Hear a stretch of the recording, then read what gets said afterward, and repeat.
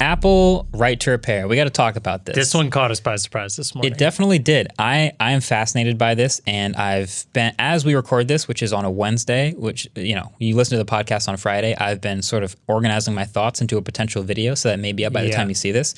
But yeah, we can sort of summarize the announcement and then our thoughts about it. Sure. So we get this Apple newsroom press release titled Apple Announces Self-Service Repair Program, which is, well, okay, Apple's notoriously been against right to repair, so what is this program? So Apple will allow customers, like you and me, customers, who are comfortable with completing their own repairs, access to Apple genuine parts and tools, available first to iPhone 12 and iPhone 13 lineups, and soon to be followed by Mac computers featuring M1 chips. And self-service repair will be available early next year in the US and then expand to additional countries throughout 2022. The initial phase of the program will mostly be focused on commonly serviced modules such as iPhone's display, battery, and camera. The ability for additional repairs will be available later next year. So it goes on to explain all these different details, but there's a lot in those first two paragraphs there that is for sure quickly being digested, but I want to go through each of them because I think there's a lot. Yeah. First of all, we did a video already on right to repair. If you haven't seen it, I recommend watching it. I'm pretty biased, but I think it's pretty good. It is, we have some interviews. We talked to Louis Rossmann. We have a whole breakdown on a bunch of different companies, including Apple. But Apple's one of the biggest companies in the world, one of the most influential, consumer-facing. So when Apple changes a stance and makes a pro right to repair move like this, not only is it big for Apple, but it's big for the ripples it sends through the industry. Sure. So the first detail is they're starting with iPhone 12 and iPhone 13 lineups, soon to be followed by M1 Max. Yeah.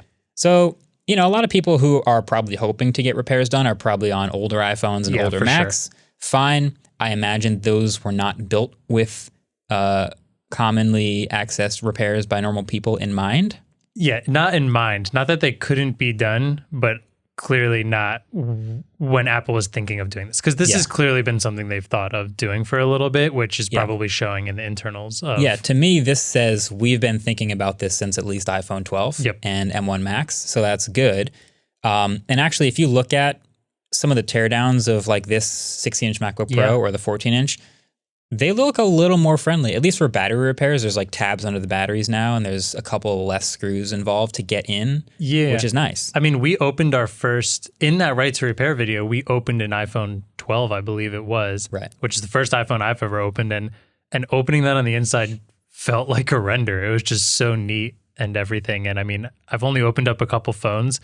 None of them I've successfully repaired, so I'm not claiming to be an expert here, but like that internal looked like almost inviting, almost like it would be fun to play with. Yeah, and I mean, you got to know what you're getting yourself into. For sure. So basically what's happening is individuals like you and me, paying customers, are being added to the group of people, including repair shops, that have access to these documents and parts. So if your screen breaks, for example, on your phone, you have the choice to go to an Apple store and have them repair it, however much that costs, or to go to an independent repair shop and have them repair it, however much that costs. Or your new option is go look online at the guides yourself and decide you want to do it yourself, order those parts and the guides straight from Apple, repair it yourself, send the parts back to Apple, maybe even get a little bit of credit, I believe, back on your account for the stuff you send back for them to recycle. Yeah, that's what they said. And then you did it yourself on your own time, on your own dime, which is a very new option. It is. And it does say in there that they provide some sort of a like service, a repair kit manual that I think they want you to read first and decide if you're comfortable doing this before you enter in for the parts, like get the parts mailed to you and to actually do it yourself. Yeah. And like you said there, it does say that they're offering some sort of credit for returning the parts. Now, I'm assuming that means tools that they send. I'm assuming it means any parts that you replace so that they can properly recycle them. Yeah. And that's great because Apple has been this company that has talked a lot about the environment lately, but it always felt super hypocritical when you're so stingent on right to repair and reusing phones and refurbishing phones and basically using phones as long as possible and buying new product, because that's kind of the worst thing that can happen. Like, cool, your boxes are half the size and you don't include a charging brick anymore, but really the phones being able to use as long as possible and recycling them is what's the biggest impact we can see. Yeah. So overall, I think a good change on the surface, but there's still more details, right? So the other thing I want to look at, the initial phase of the program will focus on the most commonly serviced modules, such as the iPhone's display, battery, and camera. Yeah. Now, on one hand, that's most iPhone repairs. Yeah. I'm pretty sure like screen and battery are probably top 1 and 2, right? Easy. I bet that's like almost 80% of repairs. Yeah. So that makes sense in theory. For sure. But this also, like if you talk to Louis Rossmann, which we did in our video, or if you ask independent repair shops, like what their biggest problem with the program is, a lot of them will say like, they're so strict about what you actually have certified access to repair versus all the other stuff. So, ports, buttons, storage, Face ID. Notoriously, if you repaired or if you replaced a display with a non-Apple genuine part. Yeah, and it was old Touch ID too. Yeah, they would disable Face ID or Touch ID. They recently rectified that, which is nice. But like now, if you want to replace like your port gets loose or water damaged or something, you just want to replace that. That's not one of the things covered by Apple. They don't have manuals or parts or anything for that. You're still got to go back to the Apple store in Apple's world. So that hasn't really changed. So again, I think it's great that if my display cracks or if my battery's getting old, I can do that myself. But that's a pretty important note, which is like this isn't changing for independent repair shops. It's still true. Yeah, and like I think there's clearly an optimistic side of reading this and a pessimistic side of reading this, and I think taking a little from both is really good. Like if we're talking pure optimism, like this is a step in the right direction. The fact that Apple's even using the term like repairability and stuff like that is just huge and something, like I said, none of us expected. We came in this morning, we were going to record the podcast. Thought it was April Fool's. Yeah, this article pops up and we're like, okay, this is now the number one thing we're talking about today. Yeah, so it was interesting. The pessimistic side is this still feels a little bit like this is a small first step, because how many people in the world of one of the most popular phones in the US at least, how many of those people want to make these repairs themselves? And that's essentially what this is opening up. That is very, very little. But that's always been the argument. So the fact that the step happened at all is really interesting. Yeah. And I was just gonna say the question I had right away was, okay, why is Apple doing this? Like they didn't have to, they never looked like they were going to. So why are they suddenly doing this?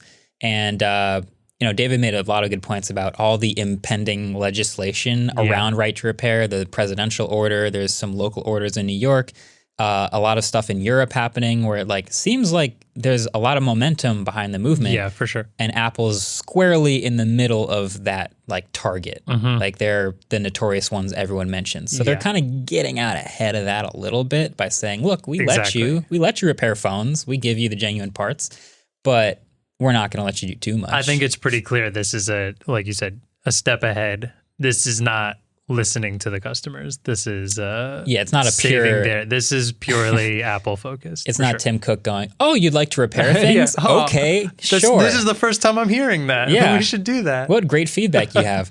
So I think it's a lot of that, but it's also, and I think I'll make this point near the end of the video, is like it's a great headline. It's great PR for Apple to have a right to repair positive headline, which goes back into the whole like getting ahead of legislation thing.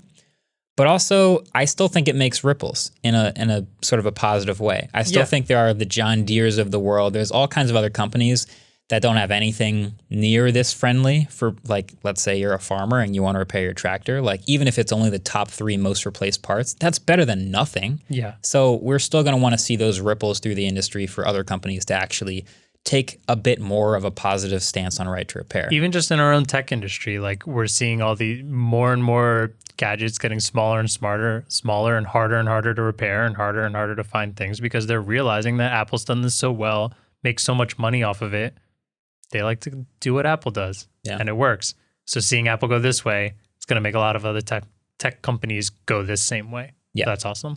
The note in the newsroom thing I want to hit one last time is they've said that this program will be expanding to more than just cameras, batteries, and screens.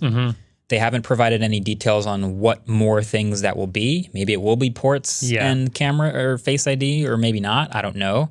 And the other thing that we don't know, because it's not anywhere in the article, is what qualifications will there be to get these parts, and what will the prices be? Prices are huge, I think, and what the rebate or credits are when you return it as well. Too. Yeah. So that we'll have to see. I mean, we'll get the details early next year when they like start the program. I'm hoping it's not ridiculous prices. There's already memes on Twitter about like, oh, you'd like to repair it yourself? That'll be like $100 a pop. Like, it should be ideally reasonable. Yeah. But we all know how expensive it is to repair to go to the Apple Store and get a new screen.